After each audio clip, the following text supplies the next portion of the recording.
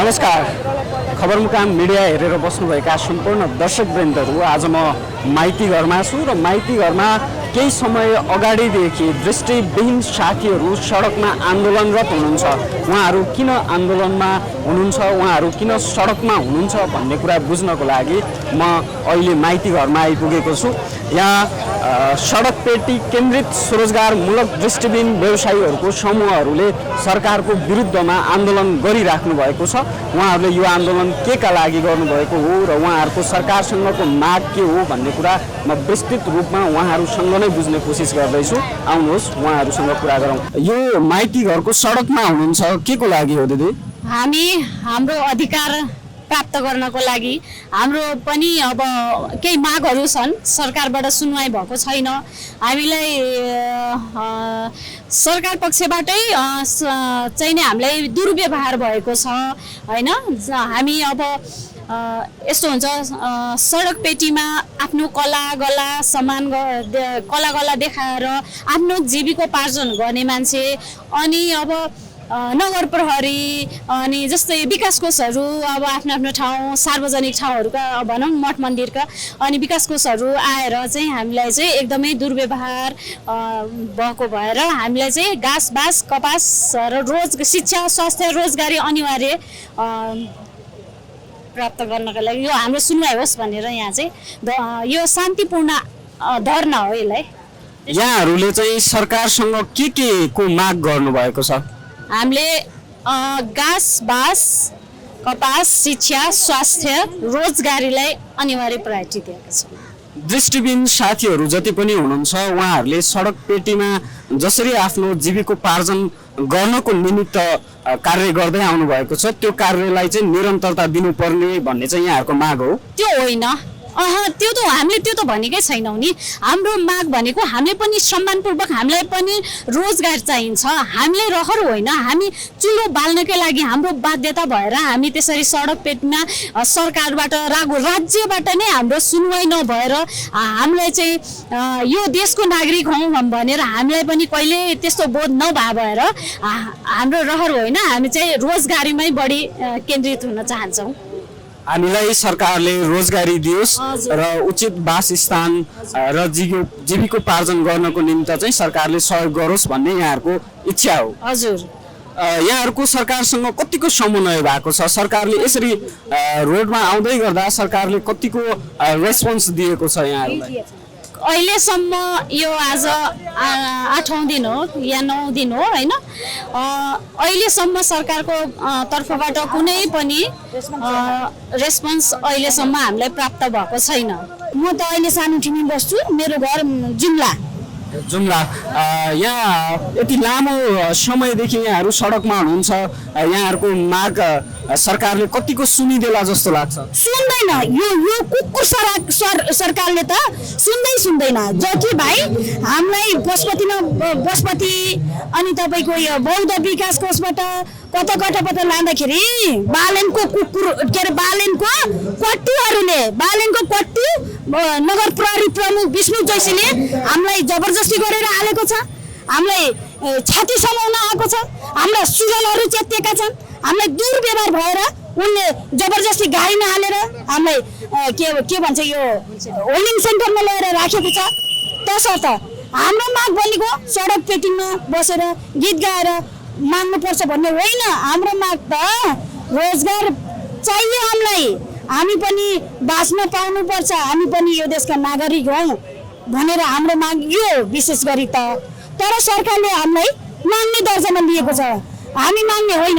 हामी पनि पढे लेखेका छौँ, हामी पनि ब्याचलर पास गरेका कम्ती साथीहरू होलान्, नगरेका धेरै जस्तो ब्याचलर र मास्टर गरेका साथीहरू हुनुहुन्छ।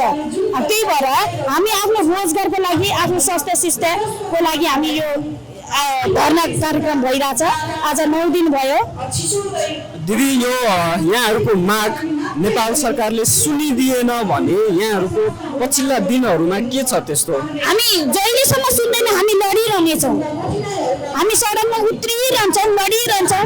हामी भोक किन नभएर, हामी पानी पनि खान नपाएर किन होस्, हामी लडिरहन्छौँ। धन्यवाद दिदी। हस्, धन्यवाद। एउटा कुरा मैले यो के भन्न चाहे भने कृपया भाइ तपाईँले यो भिडियो खिच्नु भएको छ सरकार सम्बन्धी पुर्याइदिनु होला। हुन्छ दिदी हुन्छ। दर्शकवृन्द यो माइती घरमा आज हामी हजुर प्रेस विज्ञप्ति निकालेको छौँ। यो एउटा यहाँहरूले प्रेस विज्ञप्ति निकाल्नु भएको छ। म यो प्रेस विज्ञप्ति दर्शकवृन्द पढेर सुनाउन चाहन्छु। घाम पानी धुलो र धुवाँ खानु हाम्रो रहर होइन, बाध्यता हो। गरिबी र बेरोजगारीको चपेटामा पिल्सिन बाध्य हामी दृष्टि सम्बन्धी अपाङ्गता भएका व्यक्तिहरूलाई कुनै पनि रोजगार तथा स्वरोजगारका अवसरहरू प्राप्त नभएपछि देशका ठुला सहरहरूको सडक किनारा तथा धार्मिक स्थलहरूलाई आधार बनाई आफ्ना सिप कला र श्रम मार्फत व्यवसाय सञ्चालन गर्दै आफू र आफूमाथि आश्रित परिवारको जीवन निर्वाह गर्दै आइरहेका छौँ। तर सडक पेटी खाली गर्ने तथा धार्मिक क्षेत्रमा व्यावसायिक गतिविधि गर्न नदिने नाममा हामीमाथि जबरजस्ती गर्दै कुनै वैकल्पिक व्यवस्था नगरी हामीलाई विस्थापित गर्ने कार्य निरन्तर भइरहेको छ। यस्ता अन्यायपूर्ण तथा अमानवीय गतिविधिहरू विरुद्ध हामीले मिति 2083 साल असार 8 गतेदेखि माइतीघर मण्डला काठमाडौँमा नियमित धर्ना कार्यक्रम सञ्चालन गर्दै आएका छौँ। आज उक्त धर्नाको 8औं दिन पुरा भएको छ।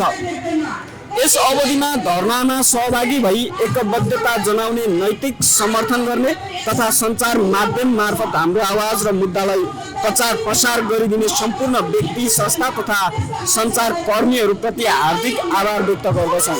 तर 8 दिनसम्म लगातार धर्ना दिँदा समेत हाम्रो समस्या समाधानका लागि सम्बन्धित कुनै पनि निकायले आवश्यक चासो पहल वा संवाद नगरेको हुँदा हामी बाध्य भएर थप सङ्घर्षका कार्यक्रमहरू यही विज्ञप्ति मार्फत सार्वजनिक गर्न गइरहेका छौँ। थप सङ्घर्षका कार्यक्रमहरू मिति 2083 असार 17 गते प्रतिनिधि सभामा प्रतिनिधित्व गर्ने पार्टीका केन्द्रीय कार्यालयहरूमा 2 घण्टे धर्ना कार्यक्रम साथै माग पत्र पेश गर्ने, मिति 2083 असार 18 र 19 गते शान्तिपूर्ण प्रदर्शन गर्ने, मिति 2083 असार 22 गतेदेखि 23 गते शान्तिपूर्ण प्रदर्शनी सहित निषेधित क्षेत्र प्रवेश गर्ने, मिति 2083 असार 24 गते माग पुरा गर्न स्वैच्छिक गिरफ्तारी दिने, मिति 2083 असार 25 देखि 26 गते सांसदहरूलाई कालो झण्डा देखाउने, मिति 2083 असार 28 गते आन्दोलनको समीक्षा, माग पुरा नभई थप सङ्घर्षका कार्यक्रमहरूको घोषणा गर्ने आन्दोलनरत बेरोजगार दृष्टिबिन समूहका प्रतिनिधिहरू हुनुहुन्छ। दिपराज रक्त, सूर्य साउदेन, प्रज्वल कुमार, गोर्खा खत्री, प्रवीण चौधरी हुनुहुन्छ। उहाँहरूले यसरी विज्ञप्ति नै निकाल्नु भएको छ। भाइ नमस्ते। यो विज्ञप्ति निकाल्नु सरकारले यहाँहरूको आवाज सुन्ने छ जस्तो लाग्छ? सरकारले हाम्रो आवाजलाई सुन्नुपर्छ। यो के अर्थमा पनि भने जसरी जुन एउटा लहरको सिर्जना हामीले पनि गऱ्यौँ, राष्ट्रिय स्वतन्त्र पार्टीले जसरी अहिले 2/3 झन्डै 2/3 बहुमत प्राप्त गरेको छ, त्यो बहुमत प्राप्त गर्नका लागि योगदान हामीले पनि गरेका छौँ। घन्टी चुनाव चिन्हमा भोट हामीले पनि हालेका छौँ।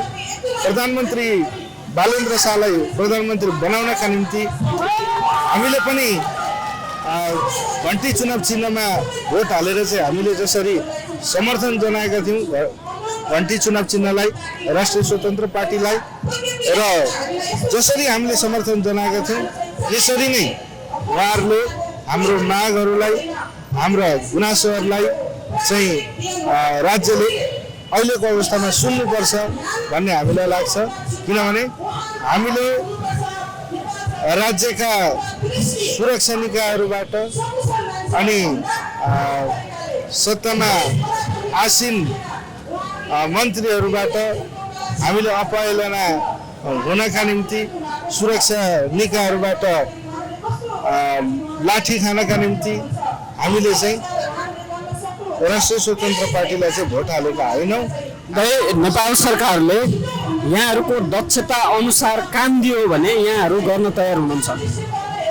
निश्चय नै, त्यसमा कुनै दुईमत नै छैन। हामीले त अझ के भनेका छौँ भने 753वटा अहिले स्थानीय तहहरू छन्। स्थानीय निकायहरू छन् ती स्थानीय तहगत हिसाबले कतिजना दृष्टि अपाङ्गता भएका व्यक्तिहरूलाई सकिन्छ, कतिजनालाई चाहिँ एउटा स्थानीय बराबर कतिजनालाई चाहिँ रोजगार दिन सकिन्छ, त्यो रोजगार दिएर चाहिँ यसलाई निर्कुल गर्न सकिन्छ भन्ने हाम्रो धारणा अहिले पनि स्पष्ट छ। भोलिको दिनमा पनि हामी हाम्रो यही एजेन्डालाई लिएर हामी अझै बलियो ढङ्गबाट हामी अगाडि बढेर जान्छौँ। हस्, धन्यवाद। दर्शकवृन्द, यहाँ उपस्थित दृष्टिविहीन साथीहरू आफ्नो दक्षता अनुसार नेपाल सरकारले हामीलाई काम दिनुपर्छ, नत्र भने हामीले पहिलेदेखि गर्दै आएको कामलाई गर्न दिनुपर्छ भन्ने उहाँहरूको मुख्य माग रहेको छ। उहाँहरूले प्रेस विज्ञप्ति नै निकाल्नु भएको छ। आजसम्म उहाँहरूले यस स्थानमा धरना दिनुभएको 9 दिन भइसकेको छ र नेपाल सरकारको तर्फबाट उहाँहरूको मागलाई सुनवाई गर्ने कुनै पनि चासो नदेखाइसकेपछि उहाँहरूले यसरी विज्ञप्ति निकाल्नु भएको छ। यसरी माइतीगढ मण्डलामा दृष्टिविहीन व्यक्तिहरूले विगत 8 दिनदेखि लगातार आफ्नो मागहरू सरकार समक्ष राख्दै धरना बसिरहनु भएको छ। उहाँहरूको माग भनेको हामीलाई हाम्रो दक्ष अनुसारको काम दिन सक्नुपर्छ, सरकारले हामीलाई स्वरोजगार बनाउन सक्नुपर्छ, नत्र हामी सडक पेटिकामा बसेर धार्मिक स्थलहरूमा बसेर आफू लगायत आफूसँग आश्रित परिवारलाई पालिरहेको हाम्रो काम खोज्न मिल्दैन भनेर उहाँहरूले यसरी आवाज उठाउँदै आउनु भएको छ। त्यो धर्ना चाहिँ साढे 3 बजेदेखि 6 बजेसम्म चाहिँ हामीले निरन्तर गरिराखेको छौँ।